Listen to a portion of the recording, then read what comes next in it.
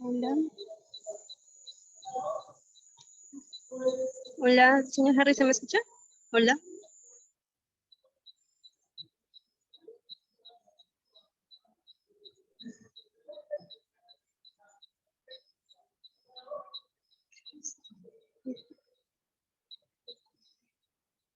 Buenas noches a todos los participantes. Hoy día, continuando con el diplomado, tenemos programado la sesión de hoy con el tema La unión de hecho en el Perú. Y contaremos con la presencia del doctor Juan Carlos Guerra Arévalo, quien es especialista en Derecho de Familia del niño, niña y adolescente infractores. También es especialista en Derecho Penal y Derecho Civil y es docente universitario, a quien le damos el pase para que pueda dar inicio a la sesión de hoy. Buenas noches, doctor Juan. ¿Qué tal, Paola? Buenas noches a los amigos de INLADES. En principio, agradecer por la invitación a participar en este curso dentro del diplomado, con todas las expectativas para que los que nos estén acompañando, pues podamos aprender un poco más sobre los temas que se van a ir difundiendo poco a poco en este curso. Bien, bueno, el día de hoy me han convocado para poder conversar sobre el tema de la unión de hecho. No es un tema que, si bien es cierto, está regulado dentro de nuestro Código Civil, es una figura legal que para gran parte de parejas les resulta un poco todavía confuso el cómo realizar la unión de hecho, en qué consiste la unión de hecho, qué beneficio me da la unión de hecho, qué diferencia hay con el matrimonio, ¿no? Es decir, ciertas dudas que se generan, ¿no? Alrededor de este término y que en el desarrollo de este curso vamos a ir aclarando poco a poco a efecto de que aquellos que estamos dentro del mundo del derecho podamos saber cómo solicitar, ¿no? La unión de hecho en sus diferentes modalidades, pero también saber cómo orientar a las personas que nos consultan con relación a qué beneficios puedo conseguir yo solicitando una unión de hecho y cuándo se inicia una unión de hecho. ¿Ok? En virtud de ello vamos a comenzar, pero vamos a ir dando algunos conceptos básicos, como por ejemplo, ¿qué es la familia dentro del concepto jurídico? ¿No? Para eso les voy a pedir a mis amigos de INLADE que me ayuden con la diapositiva para ir pasándola una por una. A ver si damos la siguiente. Y dentro del término del concepto de familia, dentro de este sistema jurídico, podemos entender primero que la familia es la comunidad de personas basadas, ¿no? En el matrimonio o en la convivencia, ¿no? O sea, es decir, que para dentro de nuestro sistema jurídico, ¿ok? Familia es la unión de la persona, hombre y mujer, dentro del matrimonio, o familia también, aquella que se ha dado en la convivencia, ¿no? Entonces, partamos primero de esa premisa, ¿no? Familia, matrimonio, familia, convivencia. También, ¿no? Que este desarrollo, este concepto de familia, se va desegregando a través de la procreación humana, ayuda y el auxilio recíproco que existe entre ambas personas y el desarrollo integral propia de la persona, ¿no? Y a la vez unidos por un afecto derivado de la relación de pareja, de la afiliación y del parentesco. Es decir, que vamos viendo que este concepto de familia dentro del sistema jurídico va uniendo ciertos conceptos básicos, iniciando primero del matrimonio como tal, de la convivencia, y sobre ello, pues, la procreación, el auxilio recíproco que debe haber entre ambas personas, este desarrollo integral de la propia persona que se puede dar dentro del matrimonio o dentro de la convivencia, y obviamente de esta relación que va a generar pues esta afiliación y este parentesco. Entonces, partamos primero de esa premisa del concepto de familia, cómo se va a dar, en dónde lo voy a contextualizar, para poco a poco ir introduciéndonos al tema de la unión de hecho. La siguiente. El principio de reconocimiento de las uniones de hecho lo encontramos establecido, a ver si me ayudan con la siguiente, bueno, en la Constitución, ¿no? Del 79, esa Constitución que nos hablaba de el concepto muy genérico de lo que era la unión de hecho, luego en la Constitución de 1993 y también en nuestro Código Civil, ¿no? O sea, es decir, que a través de nuestras normas se han ido reconociendo las uniones de hecho de diferente modo, pero había un reconocimiento como tal. Y eso hacía de que estas personas que hacían prevalecer la unión de hecho, poco a poco vayan generando aquellos derechos que le correspondían por haber tenido esta relación con su pareja, pero a su vez también generar deberes que le implica la unión de hecho. Porque, ojo, el- la unión de hechos, si bien es cierto, y eso lo vamos a ver más adelante, va a generar una similitud en lo que son derechos dentro de un matrimonio, no solamente se va a versar en derechos, sino también que va a estar engarzado en el tema de deberes y obligaciones, ¿no? No solamente exigir, no es solamente solicitar mis derechos por ser una conviviente entre una relación de unión de hechos, sino también tener algunos deberes, obligaciones dentro de este ámbito de la unión de hecho. Y eso es muy importante tenerlo en claro porque ya la norma lo establece en nuestro artículo 326 del Código Civil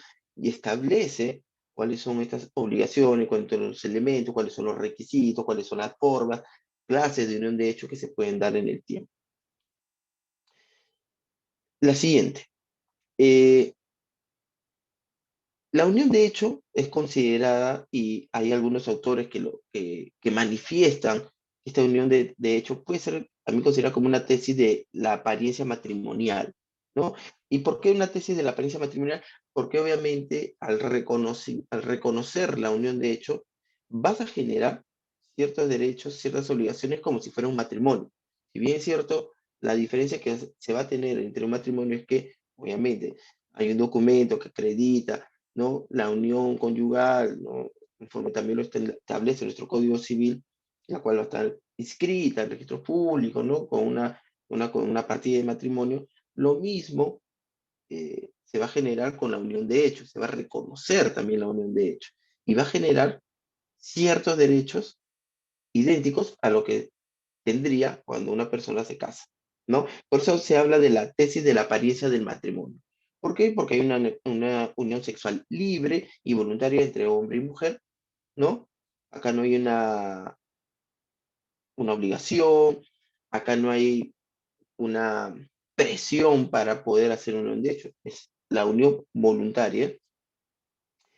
Obviamente tiene que haber un libre, tienen que tener ambos este libre de impedimento matrimonial, que esto también nos establece nuestro Código Civil, ¿no? Para que pueda tener estos derechos y estas obligaciones dentro de esta unión de hecho.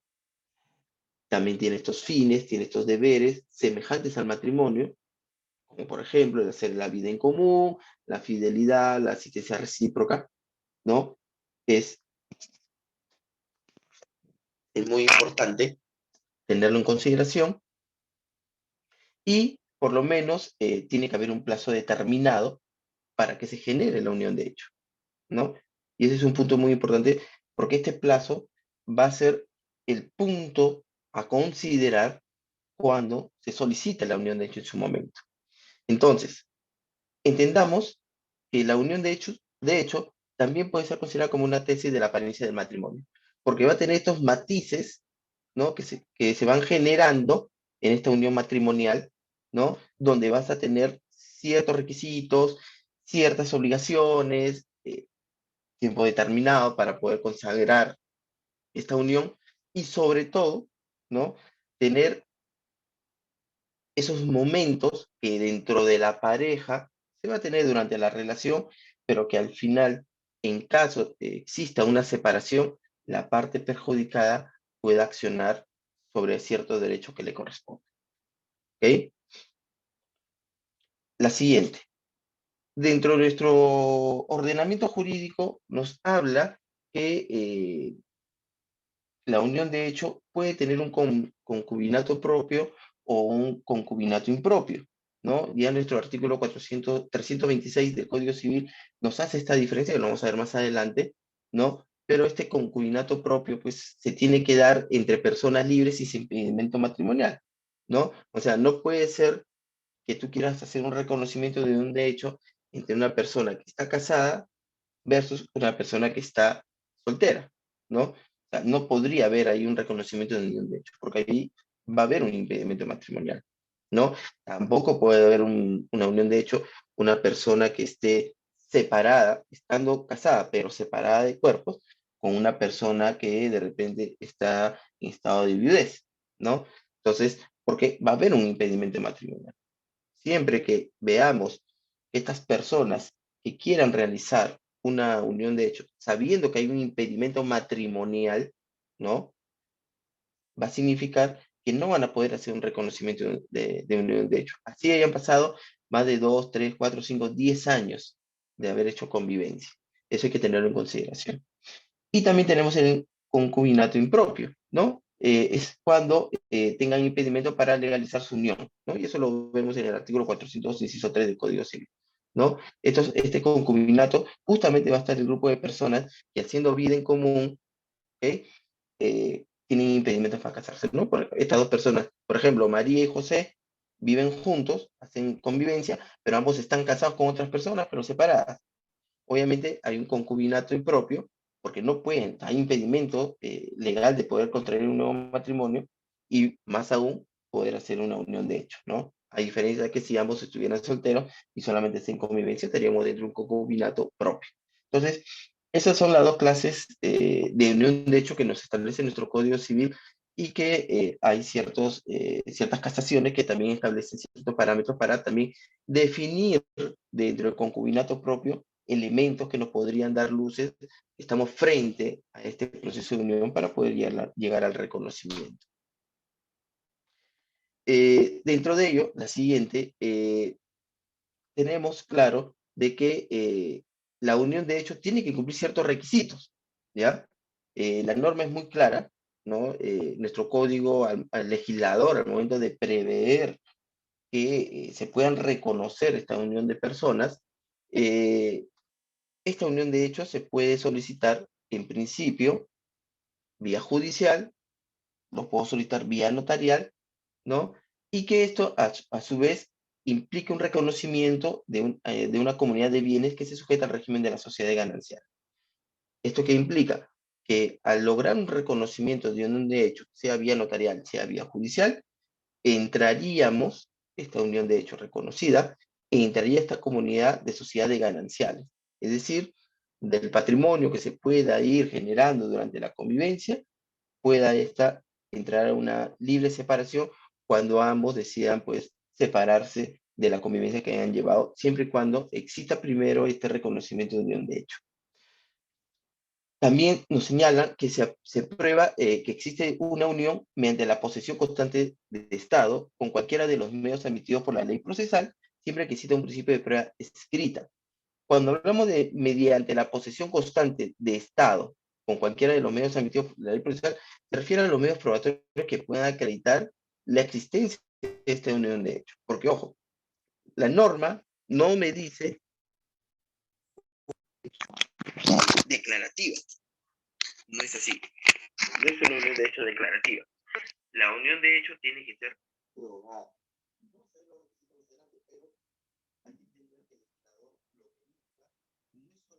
Doctor Juan Carlos, su audio.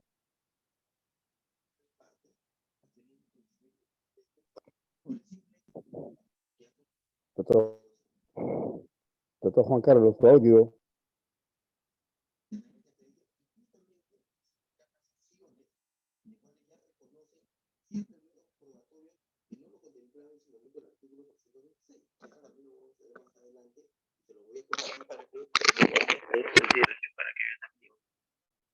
Quieran hacer proceso de reconocimiento de unión de hecho y de mayores elementos para poder acreditar la existencia de esta unión y se pueda reconocer. La siguiente. ¿Cómo se clasifica la unión de hecho? Se clasifica en quienes cumplen los requisitos de ley y los que no cumplen el requisito de ley. ¿Quiénes son los que cumplen los requisitos de la ley? Cuando ambos son solteros, solteros con divorciados, solteros con viudos, los dos divorciados, divorciado con viudo o los dos viudos.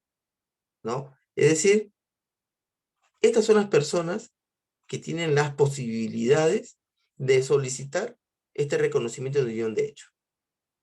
Fuera de este grupo de personas no va a poder, no existe la posibilidad. ¿Ok? Y eso es muy importante que lo tengan en consideración, ¿no? Estos son los requisitos mínimos que se deben tener en cuenta cuando se quiere ejercer esta potestad de realizar el reconocimiento. Ahora, también, siempre que haya transcurrido por lo menos los 300 días de la muerte o divorcio del marido, ¿no? Salvo que diera pues a luz la gestante, ¿no? ¿Por qué?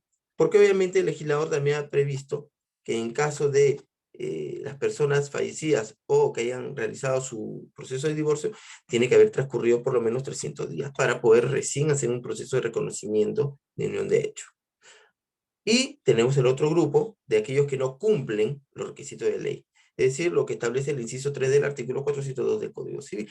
Prescribe que hay concubinato cuando el varón y la mujer, sin estar casados entre sí, hacen vida en común, ¿no? Es decir, puedes hacer convivencia, pero no puedes estar dentro del grupo de personas que tienen la posibilidad de hacer un reconocimiento, ¿ok? Y acá hay que aclarar algo. O sea, el hecho que la persona no cuente con este perfil, ¿ok?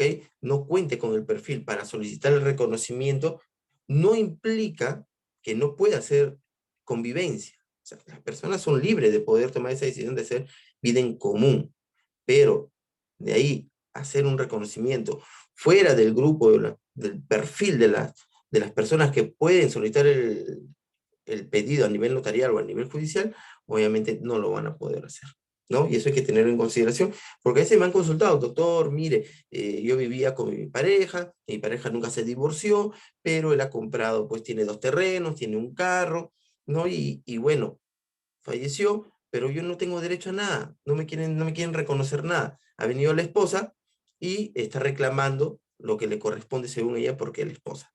Y obviamente pues ahí hay cierto grado de realidad, ¿no? Porque obviamente, si bien es cierto, la persona soltera que vivió con una persona casada, que adquirió bienes durante la convivencia, obviamente esos derechos que se haya adquirido esta persona que aún estando casada, obviamente lo va a tener que compartir con la persona que aún tiene este vínculo matrimonial, ¿no? Ya que la otra persona con la cual está haciendo vida actual no va a poder ejercer ese derecho de sociedades gananciales, ni poder solicitar una sucesión, porque no ha habido un pleno reconocimiento, es decir, no estaba dentro del grupo de las personas que tenía el perfil para poder ser reconocida dentro de la unión de hecho.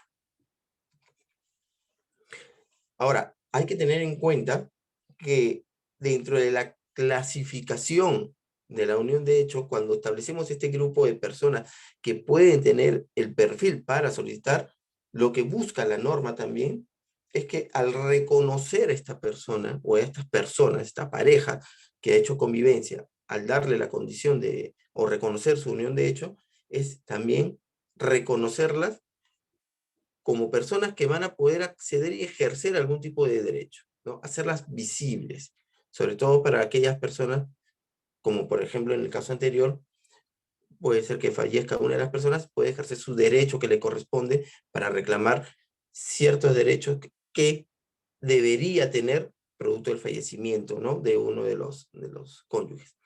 Por eso que la norma prevé, ¿no? El garantizar que esta unión de hecho al momento de reconocer, se activen todos estos derechos y a su vez todas estas obligaciones para poder, ¿no? Ejercer lo que le corresponde a las personas que por ley le corresponde. La siguiente. ¿Por qué los convivientes, no, una anterior creo que es, una anterior. ¿Por qué los convivientes vigentes desean regularizar su situación? Y esto es muy importante porque hay muchas personas que actualmente quieren hacer este reconocimiento de unión de hecho. Y una de estas porque quieren casarse y el matrimonio opera hacia el futuro. O sea, es decir, si yo llevo 10 años de conviviente y tengo como acreditarlo, he generado bienes en común con mi pareja, obviamente, si yo decido casarme sin haber hecho el reconocimiento de unión de hecho, las obligaciones y deberes y derechos que genere del matrimonio va a ser desde la fecha que yo me case hacia adelante. No es retroactivo el reconocimiento. Y eso, por eso que hay muchas parejas que tienen tiempo conviviendo y primero quieren hacer la unión de hecho para reconocer esos derechos que han adquirido durante esos 6, 7, 8, 9, 10 años y obviamente tener los derechos y obligaciones que le corresponden como casado a partir de la fecha de matrimonio hacia adelante, ¿no? Por eso hay muchos convivientes que siempre consultan, doctor, ¿cómo hago? Yo me quiero casar, pero ¿qué va a pasar con la casa que yo he comprado, con el carro que he comprado con mi pareja? ¿Es de los dos? Si yo entro al matrimonio, ¿cómo hago con esta casa? ¿Cómo hago con este carro? O de repente la pensión de la policía que si él fallece, ¿qué hago? Entonces, obviamente, siempre se les explica, es mejor hacer la unión de hecho para que puedas reconocer estos derechos que te corresponden durante este tiempo de convivencia y de una vez que te cases hacia adelante, también tengas estos derechos y obligaciones, porque no vas a poder retrotraer desde la fecha del matrimonio hacia atrás para reclamar lo que te correspondía en su momento cuando hacías concubinato, ¿no?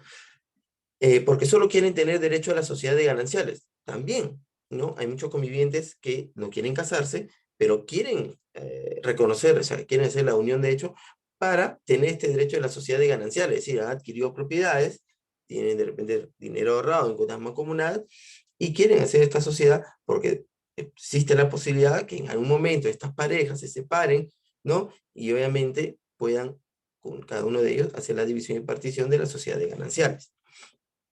Ahora, también nos dice el artículo 49 y 52 de la ley 29.560, ¿no? Que es la ley de competencia notarial en asuntos no contenciosos, que faculta también al notario reconocer las uniones de hecho que ordenan inscribir tanto el reconocimiento de la unión de hecho como su cese en el registro personal. ¿A eso qué se refiere? Que las notarías, a través de esta ley, ¿no? Tienen la facultad también de hacer este reconocimiento de unión de hecho. Los requisitos son similares a los requisitos que se pueden hacer en una demanda, ¿no? Ante el juzgado de familia, pero obviamente va a ser un proceso más ágil, en el sentido de que el notario va a recibir la solicitud, y eso lo vamos a ver también más adelante, y va a poder hacer todo el procedimiento de reconocimiento e inscripción en registros públicos. Y cuando exista un cese, ¿no? O una separación, obviamente va a tener la facultad de también levantar ese reconocimiento y declarar e inscribir que ya no existe pues una unión de hecho de las personas, ¿no?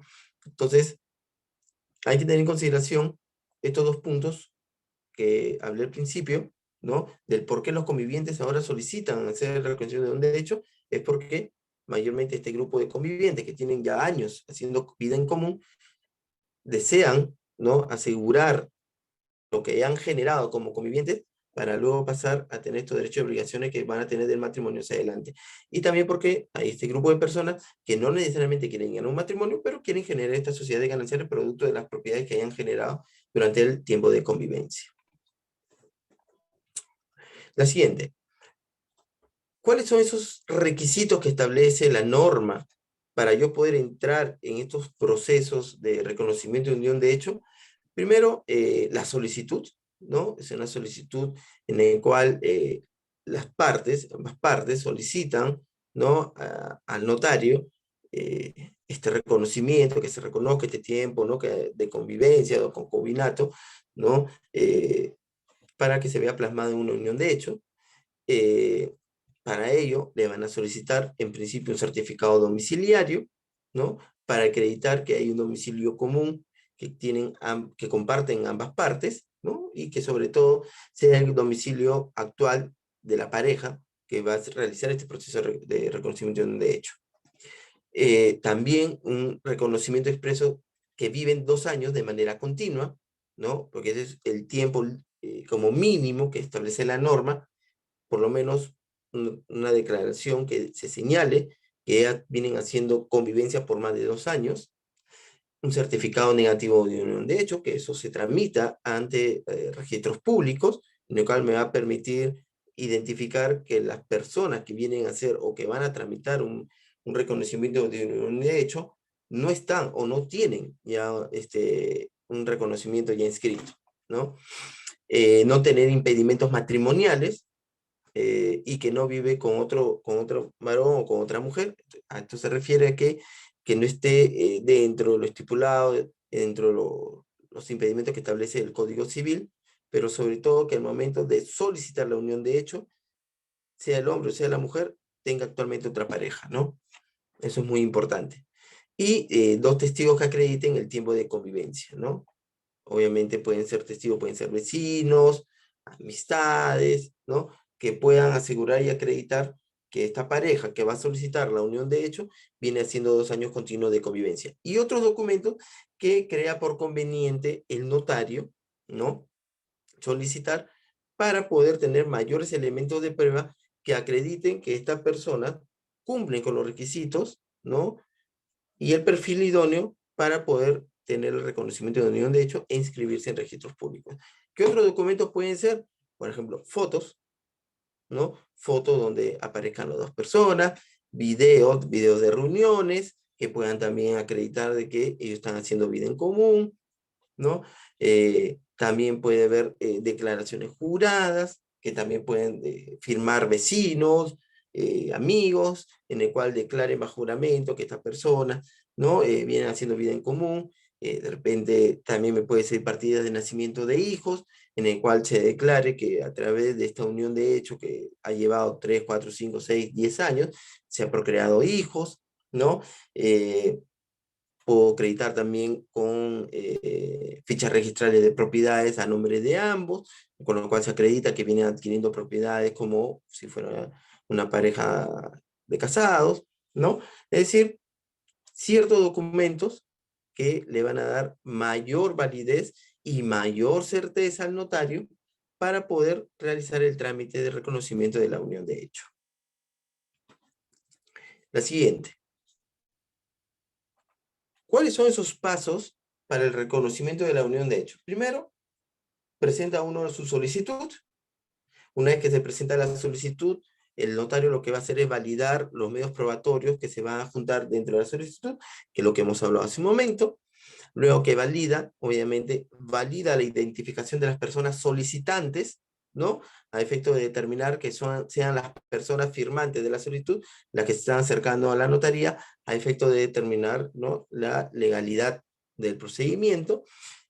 Y una vez que se presenta la solicitud, obviamente el notario convoca a las partes para que den su asentimiento en el sentido de que digan que sí, están haciendo este procedimiento por libre voluntad, ¿no? Y se hacen declarar a los testigos para que indiquen de que estas personas que vienen a hacer su solicitud son personas que vienen haciendo vida en común ya más de 2 años.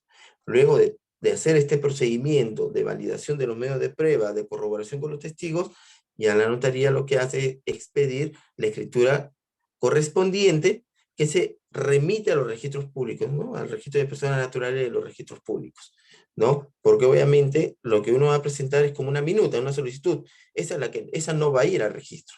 Lo que va a ir es lo que va a redactar el notario en concordancia con lo que ya se presentó, ¿no? Obviamente validado todos los medios probatorios. Emite la escritura pública y se inscribe, ¿no? En el registro de personas naturales. Una vez que se inscribe en registros públicos, ya uno puede sacar su copia literal, su ficha registral, ¿no? De inscripción de unión de hecho. ¿Y esto qué va a permitir? Permite reconocer derechos como pensión de viudez, permite también realizar procesos de adopción de menores, solicitar herencias, pensiones, etcétera, etcétera, ¿no? Entonces, estos más o menos son los pasos que se va a seguir en caso yo quiera solicitar un reconocimiento de unión de hecho por la vía notarial, ¿no? Y es muy importante en la vía notarial tener en consideración que cuando esté inscrito o cuando ya la notaría les dice a las parejas, ¿sabes qué? Ya se inscribió la escritura pública, ya está en registros públicos, solicitar, ¿no? La ficha de inscripción, ¿no? Donde va a salir el número de partida registral para poder ubicar, ¿no? Y poder sacar una ficha actualizada. Para con ello ya puedan exigir algún tipo de trámite que quieran iniciar, ¿no? Por ejemplo, las personas, supongamos, se inscribió a la unión de hecho y a la semana murió uno de los cónyuges que genera una pensión, obviamente la persona, el beneficiario dentro de la unión de hecho, va a poder solicitar una pensión de viudez, o ambos una vez que se inscribe y teniendo la ficha de inscripción de registros públicos, pueden iniciar su proceso de adopción en caso no puedan tener hijos, ¿no? O solicitar el tema de la sucesión intestada, ¿no? Si no tienes unión de hecho, tú no puedes ser parte de, pero teniendo ya la unión de hecho, puedes ser parte de la masa hereditaria, para que puedas reclamar los derechos que le corresponde, ¿no? Al conviviente o a la conviviente. Entonces, en la siguiente, podemos decir que la unión de hecho, en principio, es un registro público, ¿no? Ese trámite es público, se rige bajo los principios doctrinales que nos establece la Constitución Política del Perú y sobre todo del principio de publicidad, ¿no? En el cual permite de que estos trámites, al momento de inscribirse dentro de esta entidad de registros públicos, se activen mis derechos y obligaciones que me va a generar este proceso de reconocimiento de unión de hecho. Reconoce derechos adquiridos antes del matrimonio, ¿no? Y esto es muy importante, es el ejemplo que yo hablaba, ¿no? Obviamente, lo aconsejable es que si ya vives más de 8 años, o convives más de 8 años, y piensas casarte, mejor es, para que reconozcas estos 8 años, hacer la unión de hecho, y después contraer matrimonio. Se aplica un régimen patrimonial, ¿no? ¿Por qué se aplica un régimen patrimonial? Porque obviamente vas a generar esta sociedad de gananciales que te va a permitir, ¿no? Poder solicitar los derechos que te corresponde como conviviente al momento de haber generado propiedades, muebles o inmuebles dentro de la convivencia.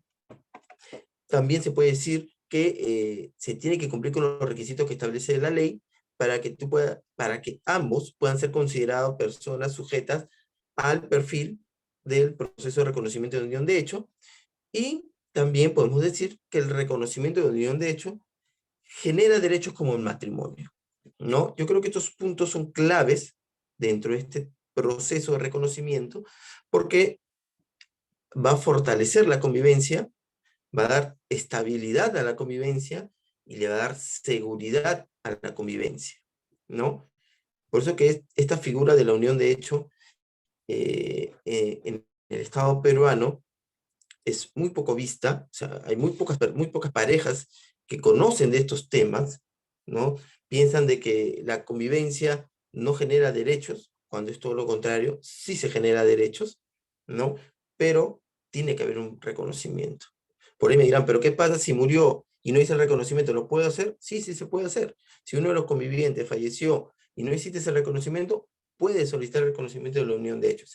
Hay un trámite judicial que te permite hacer el reconocimiento, pero es un trámite un poco más engorroso, ¿no?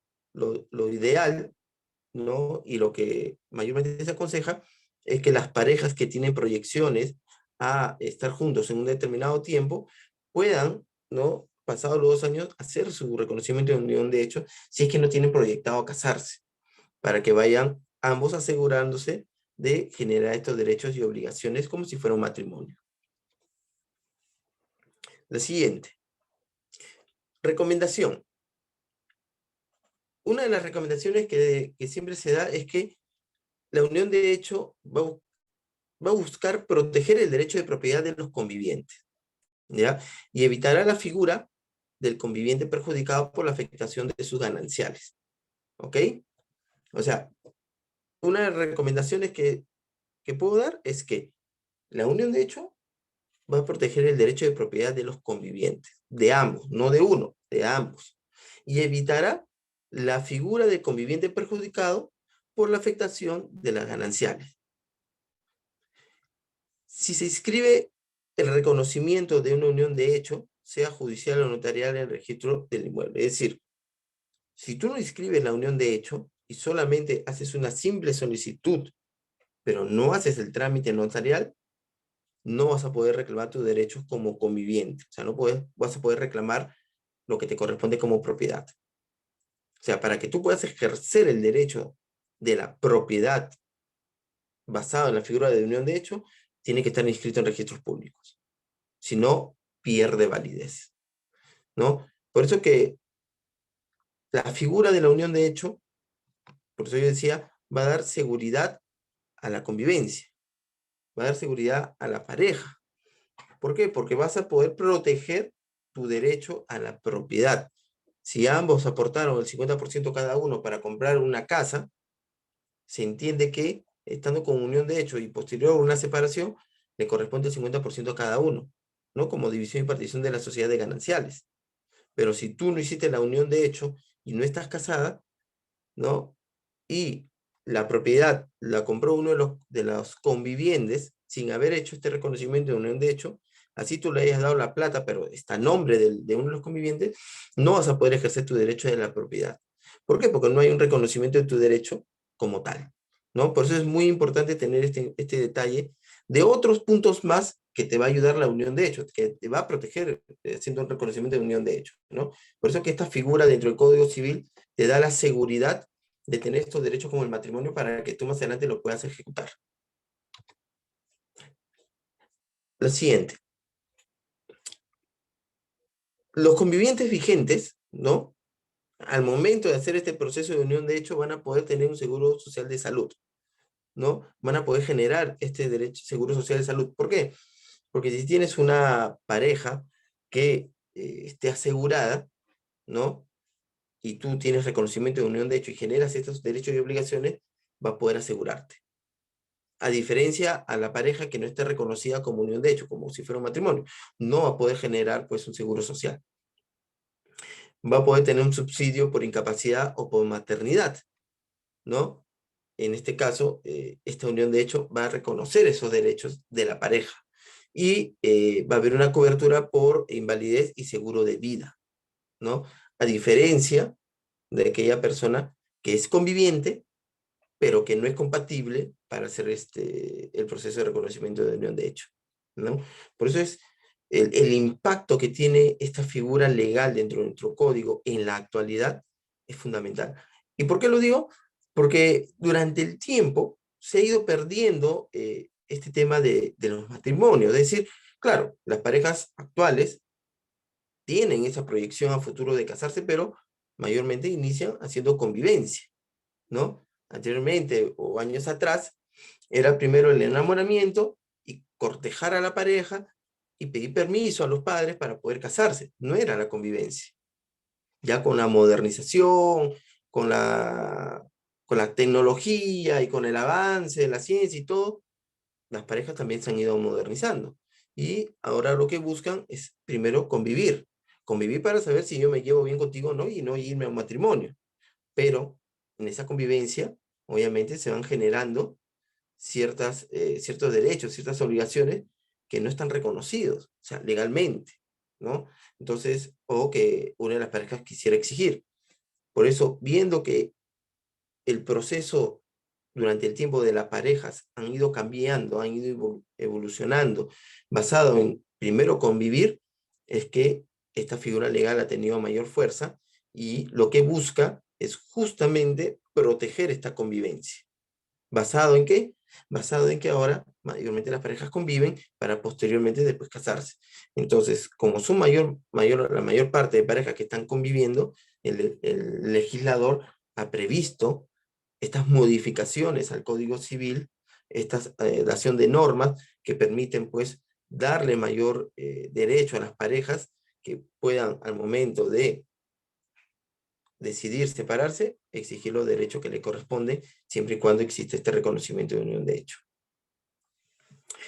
La siguiente. Cuando hablamos de que la unión de hecho tiene finalidades semejantes al matrimonio, es decir, deberes y obligaciones, nos basamos en 4 puntos. Primero, el deber de fidelidad, ¿no? Es decir, que ambas parejas tienen la obligación de darse fidelidad, ¿no? Es como en el matrimonio. En el matrimonio, obviamente, también se consagra el tema de la fidelidad. Y si uno de los esposos tiene una relación extramatrimonial y está cometiendo adulterio, y viene a ser una causa que no establece el Código Civil. Entonces, en el caso de la unión de hecho, en la convivencia, obviamente se solicita también que existe este deber de la fidelidad de ambos. Pero ¿qué pasa si durante la convivencia y durante el trámite de la reconocimiento de unión de hecho, una de las partes, sea el hombre o la mujer, tiene una relación con otra persona? Obviamente se rompe este deber de la fidelidad y no se puede hacer el reconocimiento de unión de hecho. Eso ténganlo en consideración, ¿no? La norma es clara. Una de las obligaciones o de los deberes es la fidelidad.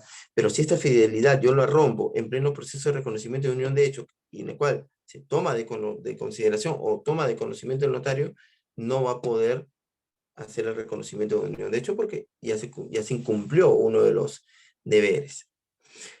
¿Qué más? Deber de asistencia. Asistencia mutua. ¿Ok? Asistencia mutua entre hombre y mujer. ¿No? No es el deber de asistencia solamente de la mujer hacia el hombre o del hombre hacia la mujer. Es recíproco. Hacer vida en común, ¿no? Otra de las obligaciones y deberes dentro de la unión de hecho, que es igual al matrimonio, hacer vida en común, ¿no? Y esto es muy importante, el hacer vida en común. No es solo, la vida en común, ojo, no está diseñado solamente para decir, bueno, yo tengo mi casa, vivo en mi departamento con ella, trabajamos, cenamos y nos acostamos y chao. No, la vida en común tiene otro término, ¿no? Que va más allá, pero eso se tiene que demostrar, ¿no? O sea, si no hay vida en común, obviamente no vas a poder hacer un reconocimiento de unión de hecho. Y alimentar y educar a los hijos, ¿no? Que se puedan procrear durante la relación de convivencia, ¿no? Ahora, este alimentar y educar a los hijos no es solamente obligación de la madre. Este alimentar a los hijos y educar es de ambos, ¿no? Y acá es un punto muy importante porque también va a existir que en plena convivencia se separen y uno de los cónyuges, ¿no? O de los convivientes no quiera cumplir su obligación como padre o como madre en prestar alimentos. Obviamente ahí no va a poder surtir el efecto de la unión de hecho, ¿no? Porque se está incumpliendo con uno de los deberes, que es alimentar y educar a los hijos, ¿no? Ahora, por ahí me puede preguntar, pero doctor, ¿qué pasaría si dentro de la convivencia el hombre se dedica a trabajar y la mujer se dedica a cuidar a los hijos? ¿Esta mujer tiene derecho a pedir una pensión de alimentos? No. No tendría derecho a pedir una pensión de alimentos. La norma lo prohíbe, solamente estando casada. Sin embargo, si vemos que dentro de ese proceso el conviviente incumplió su deber de fidelidad y producto de la infidelidad que cometió el conviviente dejó en un estado económico paupérrimo a la otra parte con sus hijos, ahí sí puede solicitar y exigir una pensión de alimentos. Pero demostrando que ha habido, ¿no?, un estado paupérrimo de su situación económica, que producto de esta infidelidad hizo que caiga, ¿no?, en un estado calamitoso en el tema económico, ¿no?, para poder subsistir. En esos casos sí se podría, pero por el simple hecho de que la mujer cuide a los hijos, eduque a los hijos y el hombre se encargue solamente de abastecer económicamente, la mujer pueda tener derecho a solicitar una pensión, no, la norma lo prohíbe. ¿Ok? La siguiente. ¿Qué nos dice nuestro artículo 326 del Código Civil? Y esta es una definición ya netamente jurídica y legal, porque es traído de la propia norma. Nos dice que la unión de hecho, primero voluntariamente realizada y mantenida por un hombre y una mujer, libre de impedimentos matrimoniales para alcanzar finalidades y cumplir deberes semejantes al matrimonio, ¿no? Primera premisa, libre de impedimentos matrimoniales. Y esto va en concordancia con lo que ya había hablado hace un momento, ¿no? Que no sea pues un casado separado con una soltera, ¿no? No puede haber impedimentos matrimoniales. Origina una sociedad de bienes que se sujeta al régimen de sociedades gananciales en cuanto le fuera aplicable, siempre que dicha unión haya durado por lo menos 2 años continuos. No es que yo sume, ya, yo tengo 5 años con ella, pero sumo 2 años continuos, ¿cómo? seis primeros meses, después me separé 3, estuve 2 meses más con ella, y después me separé 1 mes más, después 5 meses más con ella, y si sumo todos los meses, me dan 2 años. No, tiene que haber sido 2 años continuos, no ininterrumpidos. Entonces, ahí tenemos otro parámetro. Los años. Impedimentos matrimoniales y cumplir 2 años. La posesión constante de estado a partir de fecha aproximada puede probarse con cualquier medio admitido por ley procesal, siempre que exista un principio de prueba escrita, la posesión constante, ¿no? Lo que hablábamos hace un momento, ¿no? Tiene que haber un medio probatorio que acredite lo dicho por las partes respecto a la unión, a la convivencia, al tiempo que puedan tener la pareja. La unión termina por muerte, ausencia, mutuo acuerdo o decisión unilateral. En este último caso, el juez puede conceder a elección del abandonado una cantidad de dinero por concepto de indemnización o una pensión de alimentos, además de los derechos que le corresponde de conformidad con el régimen de sociedades gananciales. Y esto va también con concordancia con yo les decía, o sea, el tema de la decisión unilateral, o sea, la persona que queda abandonada, pero esta decisión está ligada a un tema de infidelidad, obviamente puede haber un tema de pensión de alimentos, pero solamente para cubrir la pensión, pero respecto a las sociedades gananciales, eso sí está cubierto, ¿no? Y se tendría que hacer la división y partición de las sociedades gananciales en caso existan bienes en común, ¿ok? No se va a perder los derechos de los hijos tampoco, porque si hay un reconocimiento del conviviente de los hijos que han procreado, obviamente la separación o poniéndole fin a la unión de hecho no quiere decir que también va a poner fin a su responsabilidad como padre frente a sus hijos. Todo lo contrario. El solicitar el cese implica que el padre que no va a estar con sus hijos o la madre que no va a estar con sus hijos cumpla su rol cumpliendo con una pensión de alimentos, ¿no? Y eso sí hay que tenerlo claro, porque a veces algunos se confunden y dicen, doctor, pero si bueno, ya, yo no estoy con la unión de hecho, yo voy a pedir que se cese la unión de hecho, ¿qué va a pasar con mis hijos? ¿Él ya no va a pasarle pensión de alimentos, ya no tendría obligación? Pues no, o sea, no implica que no va a tener la obligación. O sea, basta con el reconocimiento que haya realizado el padre sobre sus hijos, ya se generó las obligaciones que tienen con ellos.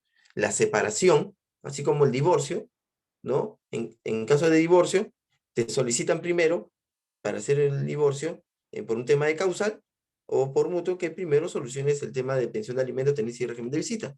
En el caso de la unión de hecho, obviamente también se tiene que garantizar las obligaciones del progenitor, que no va a estar al cuidado de los hijos, para que se les preste la pensión correspondiente hacia ellos, ¿no? Es muy importante ese tema. La siguiente. Acá les doy un ejemplo con relación al tema de la unión de hechos relacionadas a uniones estables, ¿no? Hay una casación, la casación 4066 del 2010 de la libertad, de la Corte Suprema, que sigue lo que señaló el Tribunal Constitucional, que desarrolla los 5 elementos configurativos de la unión de hecho. Y esto es muy importante saberlo, ¿no? Porque esto no lo dice nuestro Código Civil, ¿ya? Pero esto se toma a colación, ¿no? Cuando se solicita la unión de hecho, ¿no? Cuando se tome o cuando se pida la unión de hecho, tomemos en consideración estos 5 elementos que se toman a raíz de la casación de la libertad. Primero, que los individuos que conforman tales uniones no tengan impedimento alguno para contraer matrimonio, ¿no? Que eso esté en sintonía con nuestro artículo 326 del Código Civil. Que se trate de una unión monogámica, ¿no? Que se trate de una unión monogámica, es decir, de una pareja libre de impedimentos.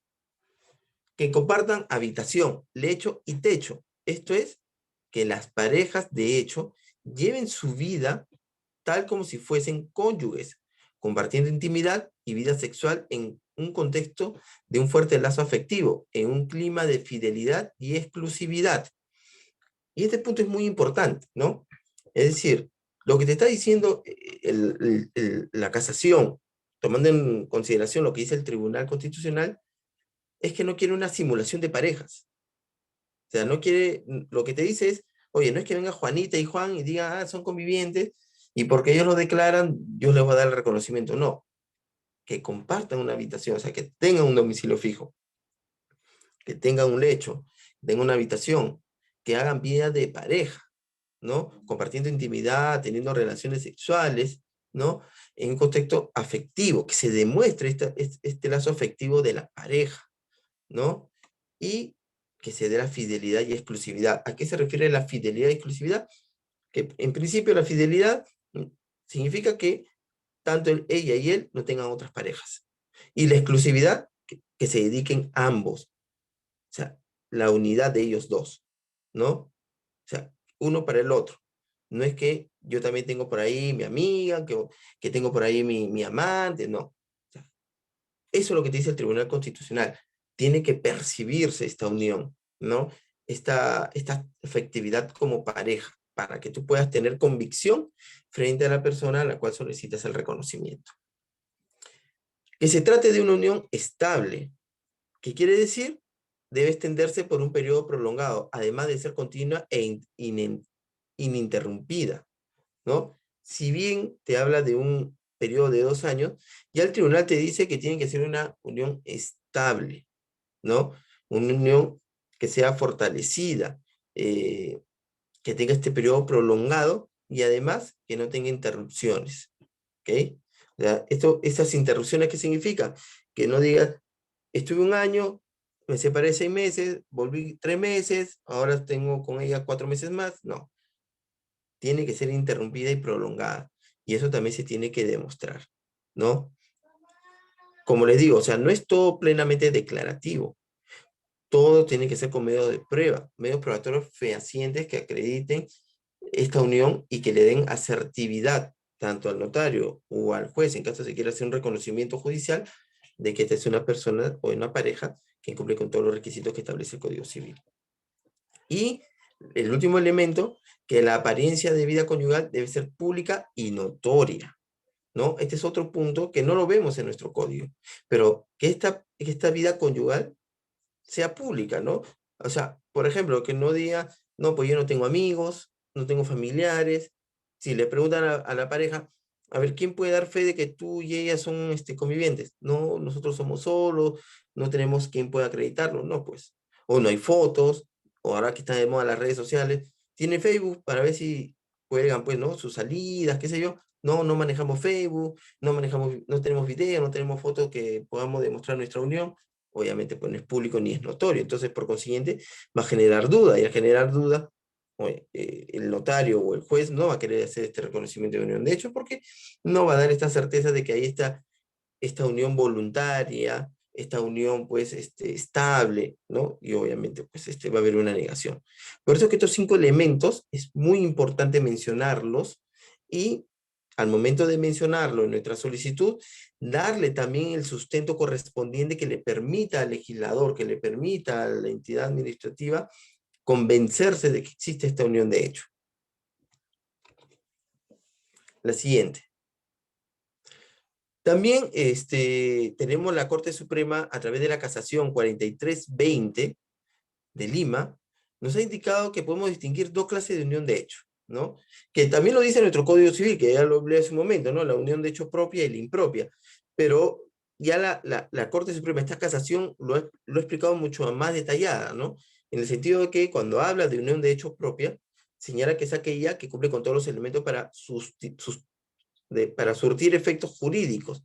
Es decir, aquellas personas que están libres de impedimentos para el matrimonio, ¿no? Y que hayan hecho esta unión, ¿no? Libre de todo ello. Entonces, viene a ser unión de hecho propia. Pero también el legislador, a través de esta casación, ha establecido que la unión de hecho impropio es aquella que no cumple con los elementos o requisitos para su reconocimiento formal. Esto es cuando alguna de las 2 personas tiene impedimento contra el matrimonio.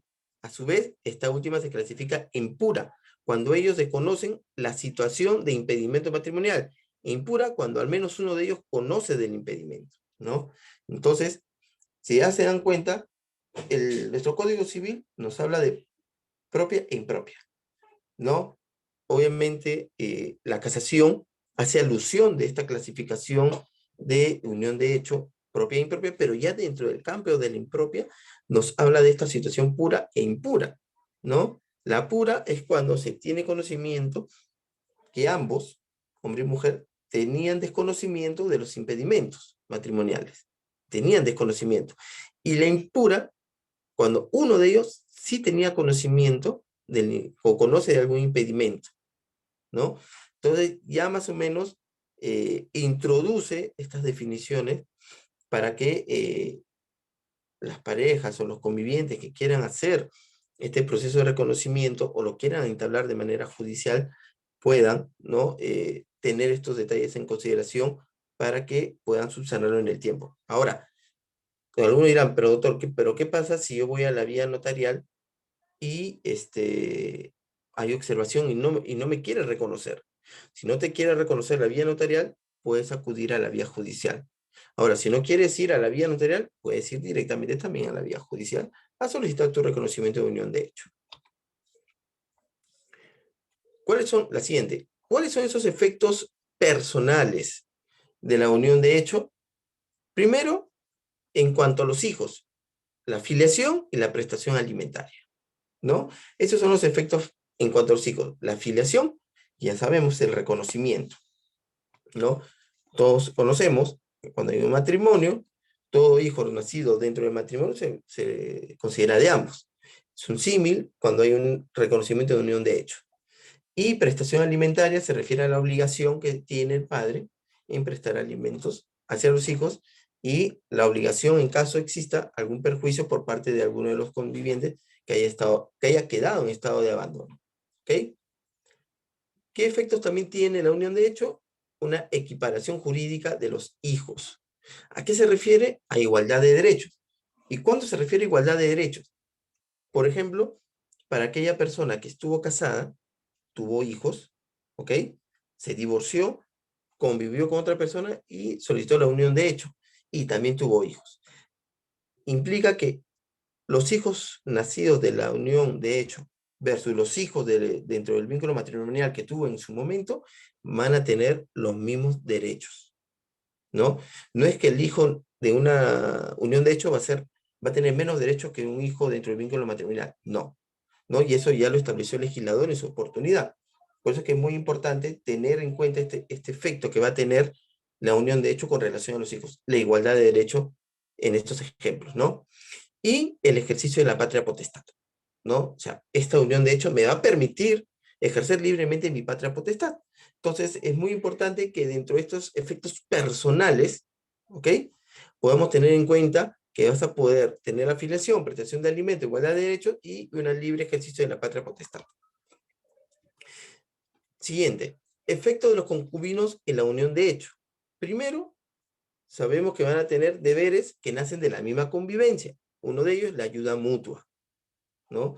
No es solamente la ayuda del hombre hacia la mujer o hacia la mujer hacia el hombre.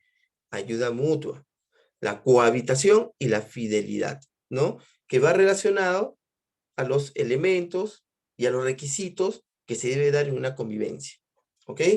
La prestación alimentaria, que lo establece el artículo 326 del Código Civil, el derecho sucesorio y la liquidación de bienes, ¿no? El derecho sucesorio, que implica que la pareja que es reconocida dentro de la unión de hecho va a poder reclamar lo que le corresponde como herencia, ¿ok? Va a poder reclamar lo que le corresponde como herencia como si fuera una esposa, ¿no? En un matrimonio, cuando muere la esposa o muere el esposo y hay hijos, a la esposa le corresponde el 50% de los bienes dejados por el esposo, más el otro 50% que es dividido con los hijos. Lo mismo va a aparecer o va a ser con el tema de la unión de hecho, ¿no? Por eso que es muy importante tener en consideración que al tener este reconocimiento de unión de hecho vas a generar estos derechos sucesorios y la liquidación sociedad de gananciales, ¿no? Que esto se va a dar con la separación y obviamente igual que el matrimonio, hay unos bienes que se han adquirido y la sociedad va a permitir que tú hagas una liquidación, ¿no? Y esta liquidación que va a permitir de que tú puedas solicitar lo que te corresponde como derecho, ¿no? Como conviviente. La siguiente.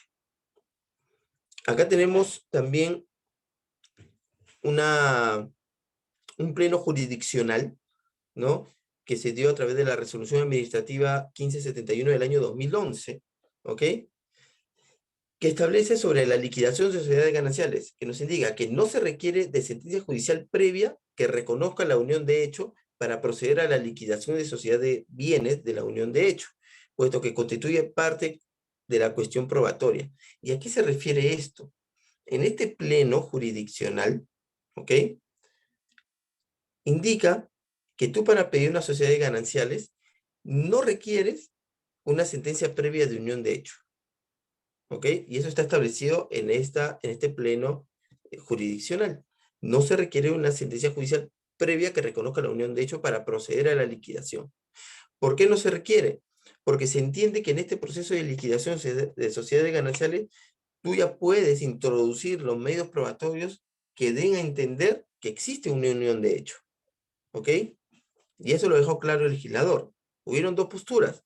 La primera postura era que sí se necesitaba una sentencia que reconozca la unión de hecho, pero la cual ninguno votó. Y en la segunda, que sí fue por la mayoría, era que no necesitaba porque se entiende que en el proceso judicial de sociedades gananciales se tiene que ir acreditando que existe esta unión de hecho, pero no con una sentencia, ¿no? Entonces esto es muy importante porque ya hay por dónde poder argumentar para aquellas parejas que no han hecho una unión de hecho, que han generado propiedades y que quieren hacer una liquidación. Entonces, dentro de ese proceso tendrían la oportunidad de poder demostrar que existió esta unión para poder, en virtud de ello, ¿no?, hacer la división y partición. La siguiente. ¿Prescribe la pretensión de reconocimiento de unión de hecho? Y esta también es una pregunta que me la han hecho varias veces. Y la respuesta es en la siguiente lámina. Está la casación 4121 del año 2015 de Arequipa, que nos dice en el sexto considerando, no obstante, en relación a este argumento, la prescripción de la pretensión de reconocimiento de unión de hecho, es necesario recordar que en la casación 1532-2013 en Lambayeque, la Corte Suprema ha declarado, en el punto 10º, que la unión de hecho, según nuestra Carta Magna del año 93, sea fuente generadora de una familia, la que también reconoce su protección, así como la de la comunidad. Nos conduce a su vez al derecho humano a fundar una familia reconocido en el artículo 17 de la Convención Americana de Derechos Humanos, que implica en el punto 11º, que encontrándose implícito el artículo 5º de la Carta Magna, que reconoce la unión de hecho, el derecho humano a fundar una familia, la acción de reconocimiento de dicha unión no está sujeto a plazo prescriptorio, pues los derechos humanos son, por su propia naturaleza, imprescriptibles, según la Convención de Viena. Entonces, ¿qué quiere decir? ¿Prescribe el reconocimiento de la unión de hecho? No, no prescribe, ¿no?, la acción de reconocimiento.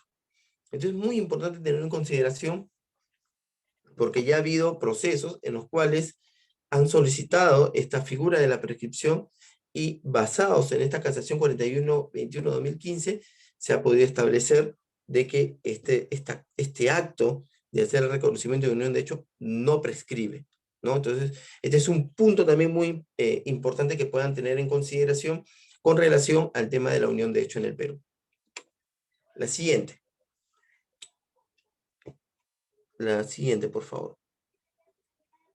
Una más. Ahí. Y esto es algo que lo comenté hace un momento, ¿no? Videos y fotos en reuniones sociales acreditan la unión de hecho.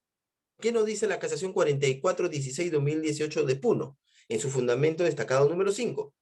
Visualización de DVD. En una parte se escucha una voz dirigiéndose a un varón de polo amarillo, Horacio Canaza Tiznado, que le dice: te deseo lo mejor en compañía de Rebequita, tu compañera. Pruebas que en conjunto acreditan una relación convivencial. ¿Qué quiere decir? Que tanto los videos y las fotos en reuniones sociales sí pueden contribuir a acreditar la unión de hecho. Ojo, y acá también aclaro, no es que sean los únicos medios probatorios, pero van a contribuir a dar certeza al legislador para acreditar la relación de unión de hecho. Por eso que es muy importante, si se dan cuenta, que en nuestro artículo 326, cuando habla de la declaración de unión de hecho, habla de estos requisitos, ¿no? De que no existan impedimentos matrimoniales, testigo de un domicilio conocido, ¿no? De ambos, ¿no? Que deberían coincidir, pero sobre todo, entre otros documentos. Y ese, entre otros documentos, está direccionado a aquellas pruebas que le van a dar certeza al juez. ¿Ok? Y esto es muy importante tenerlo en consideración. Otros documentos que le van a dar certeza que ha habido convivencia. Y uno de ellos puede ser las fotos y los videos en reuniones familiares, ¿no? Donde podamos determinar de que sí existió convivencia. La siguiente. Esta es otra sentencia que reconoce la unión de hecho. Dice, sentencia que reconoce unión de hecho es nula si no se establece fecha de inicio de convivencia. Y esto es algo muy importante. Yo les he querido traer esta sentencia porque es una casación del año 2017, la 2861 de la Libertad. ¿Ok? Que si bien, ¿no? Este es un proceso que se llevó y estableció de que declaró fundada en su momento la unión de hecho, pero la sala superior revocó y la casación dejó muy en claro que para la unión de hecho se debe establecer una fecha de inicio de convivencia, ¿no? ¿Por qué se debe establecer una fecha de inicio de convivencia? Porque a partir de esa fecha de inicio yo puedo establecer la continuidad, el periodo que me establece como mínimo la norma. Por eso que si vemos y hacemos lectura de las letras verdes subrayadas, indica que adicionalmente se tiene que, si bien el adcuen alude que el acta de contratación policial de fecha 18 de enero del 2009, obrante a Fojas 31, en la que se deja constancia de la presencia de la parte demandante y demandada en el inmueble ubicado en la calle Ayacucho, sin embargo, más allá de lo referido por la propia demandante en el acta antes mencionada, no se advierte motivación alguna por parte de la Sala Superior respecto a la existencia de alguna prueba contundente que demuestre el inicio de la supuesta convivencia que habría existido entre las partes, ¿no? O sea, a pesar que existen fotos, a pesar de que existen testigos, no existe fecha de inicio de convivencia. Por consiguiente, es nula la sentencia que otorguen, es nula la sentencia que reconozcan la unión de hecho cuando no se haya motivado o el adcubo no haya señalado cuándo inició la fecha de convivencia de estas personas, ¿no? Por eso que el código, el artículo 326, te habla de un conjunto de elementos, ¿no? No te dice que es facultativo, no te dice que no tengas impedimento, pero que tengas un año, no. Tiene que tener todos los elementos necesarios para generar esa certeza. Y uno de ellos son los 2 años. Y tú tienes que dar una fecha cierta para generar en el legislador el inicio para computabilizar los 2 años de convivencia continuos, ¿no? Por eso que esto es muy importante y se los he traído porque también hay muchas dudas con relación a este tema. Hay muchas parejas que te dicen, bueno, yo llevo ya 2 años con ella o 3 años con ella, pero ¿cuándo iniciaron? No nos acordamos. Entonces, ¿cómo tú sabes que tiene 2, 3 años? ¿No? Tiene que haber un punto de partida. Y esto es muy importante definirlo, sobre todo en nuestras solicitudes, ¿no? No es solamente indicar que llevan más de 2 años de convivencia, sino tienen que indicar en sus solicitudes desde cuándo vienen haciendo vida en común, para que la persona que va a hacer el procedimiento de reconocimiento tenga en claro el inicio de la vida convivencial de estas personas. La siguiente. Proceso judicial de unión de hecho. A ver, este proceso judicial que nos establece nuestro código, ya hablando de la parte ya más procesal, nos establece que para poder realizar el reconocimiento de unión de hecho, primero se tiene que elaborar una demanda, ¿no? Una demanda ante juzgados de familia, que son el órgano competente para establecer la unión de hecho. Obviamente en esta demanda tenemos que establecer nuestro petitorio, ¿no? Relacionado al reconocimiento de unión de hecho, y hacer una narración de los hechos. Y es ahí, en esta narración de los hechos, donde uno tiene que introducir todos los elementos que establece el artículo 326. Eso quiere decir, indicando pues que no hay impedimento de vínculo matrimonial, que llevan desde tal fecha iniciando una relación de convivencia por más de 2 años de manera continua e ininterrumpida, ¿no? Que si hay hijos o no hay hijos, si hay fotos, si están los testigos, ¿no? Ofrecerlos como medios probatorios los testigos, las actas de nacimiento de los menores hijos, las fichas registrales de las propiedades que hayan adquirido durante la convivencia, ¿no? Es decir, una demanda que implique que al juez le dé certeza de que existe, pues, esta convivencia libre y voluntaria, ¿no? Pública y notoria, ¿no? Que ha tenido esta pareja. Luego de ello, hay una contestación, en caso, pues, sea admitida. Luego de ello se fijan puntos controvertidos, ¿no? Dentro de estos puntos controvertidos, pues, se va a establecer, pues, el reconocimiento de la unión de hecho, se van a actuar las pruebas, van a tener que declarar los testigos que se hayan ofrecido, se hacen los alegatos y viene la sentencia. Ahora, dentro de ello, es muy importante que en la etapa procesal se demuestre, sobre todo en la parte procesal, se demuestre que las personas están libres de impedimento matrimonial. Eso es muy importante tenerlo en consideración. Y uno de los medios de prueba que se debe adjuntar también es la negativa de unión de hecho, que eso se lo entrega en registros públicos, ¿no? No es solamente declarar y decir que no existe unión de hecho, sino hay que adjuntarlo con un medio probatorio, ¿no? Entonces, dentro del proceso judicial, el juez va a valorar y va a poder declarar o determinar la unión de hecho. Obviamente, esta presentación de demanda puede ser solicitada por cualquiera de las partes y la otra parte va a tener que contestar. Si la otra parte se opone porque de repente considera que no quiere ser la unión de hecho o no quiere reconocer la unión de hecho, va a poder manifestarlo en su contestación a través de su oposición, ¿no? En caso no lo conteste dentro del plazo de ley, va a tener que ser declarado rebelde. Ahora, son apelables las sentencias de primera instancia que hacen reconocimiento de la unión de hecho o declaran infundado el pedido de la unión de hecho, sí son apelables.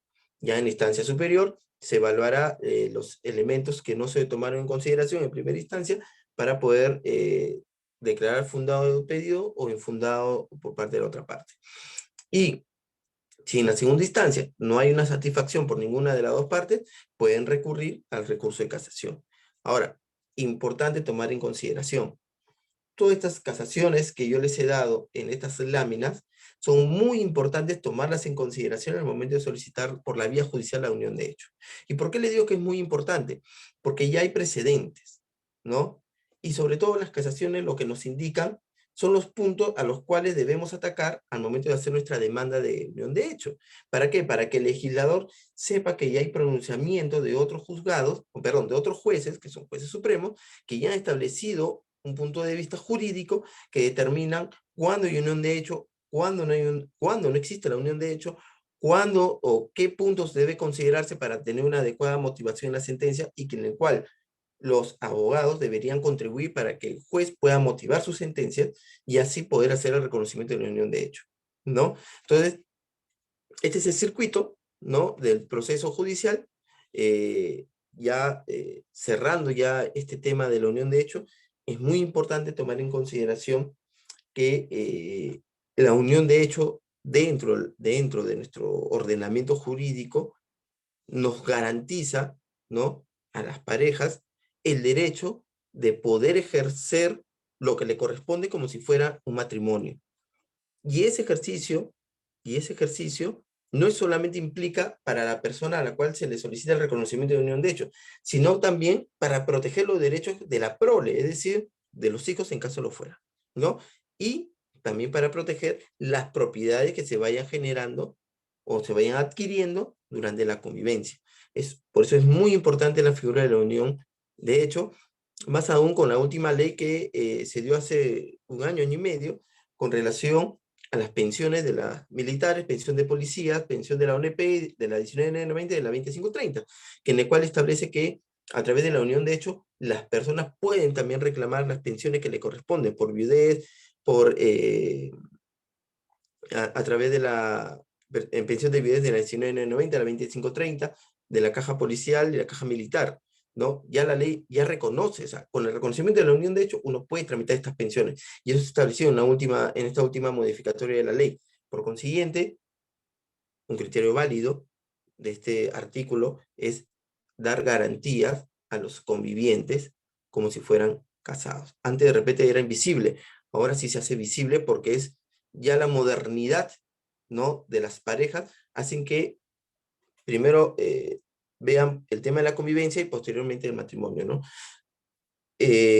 Un punto también para tomar en consideración. el matrimonio no tiene efectos retroactivos. Ojo, el matrimonio no tiene efectos retroactivos. Y ese es un punto también que hay que aclarar. Hay muchas parejas que creen que porque han convivido y luego se casan, van a poder retroceder esos derechos desde la época que comenzaron a convivir. Y no es así. Los derechos matrimoniales surten desde la fecha que se contrajo hacia adelante. No es retroactivo, ¿no? Y para culminar, y yo reitero, si están haciendo convivencia durante más de 2 años, ¿no? Y se han adquirido propiedades, es mucho mejor hacer el reconocimiento de unión de hecho para adquirir esos derechos para que le corresponde, como si fuera casada, y posterior al reconocimiento de unión de hecho, hacer el matrimonio, para que tenga una vigencia desde el inicio de la convivencia y posterior del matrimonio, ¿no? Y no se corte ese derecho que le corresponde a los convivientes. Bien, bueno, con eso quiero terminar mi presentación. Quiero agradecer a INLADES por la participación y por la invitación a poder impartir este tema que es muy importante dentro de nuestra legislación civil. Muchas gracias, doctor Juan Carlos. A ver si los participantes tienen algunas preguntas para el doctor.